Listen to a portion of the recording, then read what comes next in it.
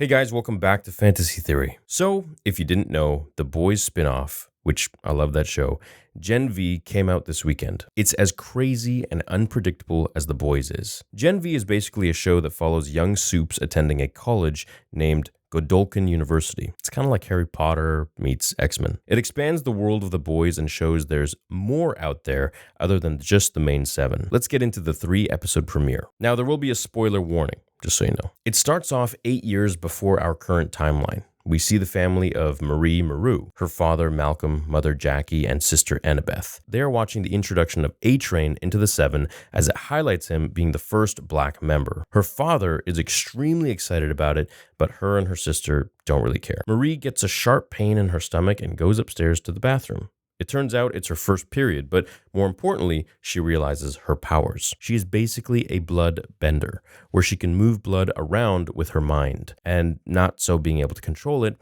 accidentally kills her mother and father.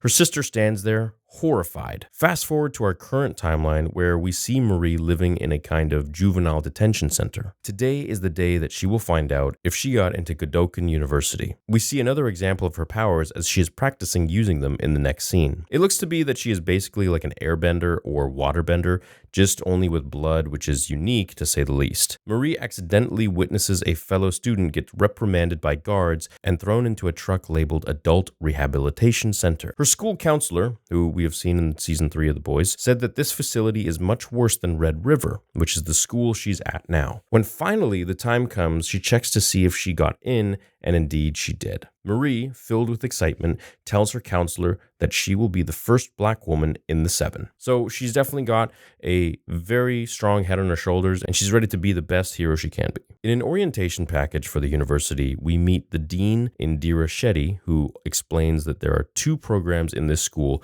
being performing arts and crime fighting. The school is proud of the soups it produces, with some notable ones being A-Train, Maeve, and The Deep. Marie gets to campus and we meet her roommate Emma, also known as Cricket. The new roommates get together and go and watch the poster boy for the school and number 1 ranked Golden Boy, Luke, in his training session. This guy is basically like Pyro in the X-Men, but even a little bit better. He's basically Human Torch. We get another taste at how gory this show is when Luke beats his opponent by ripping his arms off, kind of like a Wookiee would. Luckily for that guy, he can reattach his limbs. But we also meet Luke's girlfriend, Kate, who can make people do things that she says with a touch of her hand, and his best friend, Andre, who is a metal bender, kind of like Magneto. Marie finds out she is not in the crime-fighting program, which is the one that she wants to be in, and storms to Professor Brinkerhoff's office. And by the way, Professor Brinkerhoff is actually the voice of Savage Opress. She meets Jordan Lee, who can swap genders whenever they want. It turns out Jordan made the call to reject Marie from the program, but when Marie tries to make her case to Brinkerhoff, he does not really care and dismisses her. Walking out of the office, Marie sees a student trying to flee the place when she uses her powers to stop him. She gets assisted by Andre and they stop the soup. We see that there's some kind of underground facility that the soup gets put into, and it does not look like a great place. The next part of the episode, we ultimately see Luke get into the 7 to replace Starlight, which if you haven't seen The Boys season 3, Starlight leaves the 7 and joins the Boys. Marie goes to a party after curfew with Luke, Kate, Andre, and Jordan to celebrate Luke getting into the 7. We learned Luke had a brother who died, so we thought, and that Marie is doing this for her sister, and that is her motivation. We see Emma's process of getting small, which is purging, and yes, I'm going to skip over that one scene, you know which one I'm talking about. It seems like every sort of Boys production, or like a Gen V production, there's always a member walking around. The night does not end well when Andre is trying to impress a girl and accidentally slices a pedestrian's artery. Marie ends up using the kind of reverse of her powers and stops the bleeding and saves the girl. Everyone is filming and it gets all over social media. Fast forward a little bit and she ends up getting expelled for that. After thinking about it, she goes back to Professor Brinkerhoff's office where she sees Luke kill him. Luke then goes after Marie and ends up having a big fight with Jordan, ultimately winning and getting to his next friend, Andre. Andre calms him down for the time being, and exhausted, Luke apologizes and shoots up into the sky and blows himself up, committing suicide, and the episode ends. Episode 2 opens up with the maintenance cleaning up all the aftermath of Luke's suicide, panned to a meeting with Ashley, who is another character from The Boys and the CEO of Vought. Ashley exclaims how the Woods cannot get out and hangs up. This is the second time the Woods is mentioned. Because of the incident, a new list comes out that Marie ranked in the top 10. Jordan is now bumped down from 2 to 5, and he's pissed about it. She goes to the professor's memorial, where we see an instance of someone pretending to cry on a video for views. Kate apologizes to Jordan for this, and we see her use her powers in a funny way to another student, who is laughing about all of this. We see as she uses her power, her eyes start to bleed, and we see the full list of students for the top 10. It ranks number 10, Rich Smith, Alexis Grosh at 9, Marie Maru with 8, Steve McLeese, 7, Kyle Cowler, Jordan Lee, Vanessa Haycraft III, Tyler Oppenheim, Mason Finster, and number 1, Andre Anderson. So Marie keeps getting recognized by their students. She's kind of like a celebrity now. We meet Andre's dad, who is a soup named Polarity. We can tell he wants his son to be the best he can be, but in not a so great way. It kind of puts a lot of pressure on him. Andre and Marie have a photo shoot, and we see her confidence boost up. After the shoot, they meet up and bring up yet again the Woods. Marie, however, wants nothing to do with this and says she barely knows them and walks away. They pan to Emma in her acting class, where she sees the teacher, Adam, who is the director of the Dawn of the Seven movie. Clearly, he hates his job. He assigns them to have partners for a project. He partners with a new character, Justine, who is obsessed with views and likes, basically your typical YouTuber. And so we head over back to Marie, where she ends up getting into the crime-fighting class. After class, Jordan asks Marie to tell the world in her interview what Jordan did and to go off of script. Marie is conflicted with what she'll do. Emma admits to Justine that she will purge, which will ultimately backfire when Justine will make videos about it for views and likes. Andre and Kate notice all of Luke's stuff is gone, and Andre realizes what Luke meant when she says, "Your dad has it." It turns out in the Statue of Polarity, Luke left his phone there for Andre to take if things went south. Luke says his brother is still alive and did not commit suicide. He says his brother is, yes, in the woods. Andre blows off the interview and does detective work, goes into Professor Brink's computer and finds out that the person he stopped from escaping earlier is Luke's brother Sam, and he is alive. He manages to remain unseen by a SWAT team, which enters the room and takes the computer. He then follows them. The interview is going on at this point, where Marie does not go off script and does not say Jordan was there, but instead says it was just her. During the interview, Haley Miller tells Marie that her sister wants nothing to do with her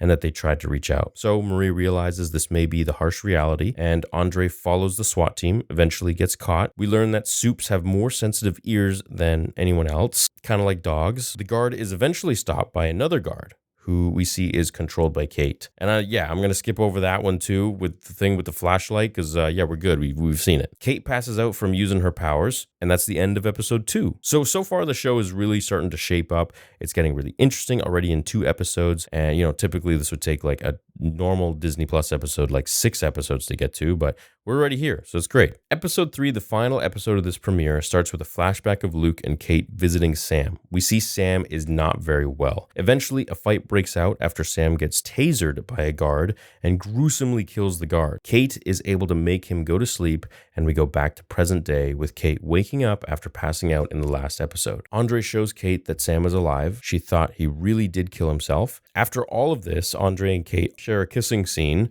just days after her boyfriend and his best friend died. Kind of weird. Emma and Marie have a fight after Emma admits to her that she purges to get small. Marie doesn't believe this is good for her, and she says she should slow down. This makes things awkward moving forwards because they're roommates. So the dean asks Marie, and Emma's asked by her mom, and Andre is told by his dad, and Jordan is asked by their parents to go to the fundraiser going on at the university that night. They all have interesting dynamics with parents or parental figures. Marie and Dean Indira have a mother-daughter relationship for the time being, after in the previous episode Marie opened up to her about her sister and not knowing where she was. Emma does not seem to like her controlling mother Tiffany. Andre's dad, Polarity, puts a lot of pressure on him to be the best. Kind of reminds me of the dad from The Breakfast Club, who is talking to Emilio Estevez about blowing his ride and putting so much pressure on him to be like this perfect athlete. And Jordan's parents, Paul and Kayla, aren't accepting of their kid's superpower. The gala begins with the students trying to get votes from trustees because another vote is coming up. Emma is introduced to Courtney, who wants to make a reality show about her disorder. She goes to the bathroom upset and meets with Marie. They end up talking their problems out and forgiving each other. Jordan switches from male to female to make the parents, mostly Paul, uncomfortable. Her dad is not happy with this and only wants Jordan to be a boy, which they were at birth. Kate shows up to the gala alone, and now all characters are together in one spot. When Emma goes outside, Andre follows, trying to recruit her in his plan to free Sam. She accepts and they go to the woods. She shrinks down and sneaks into Sam's food to get to him.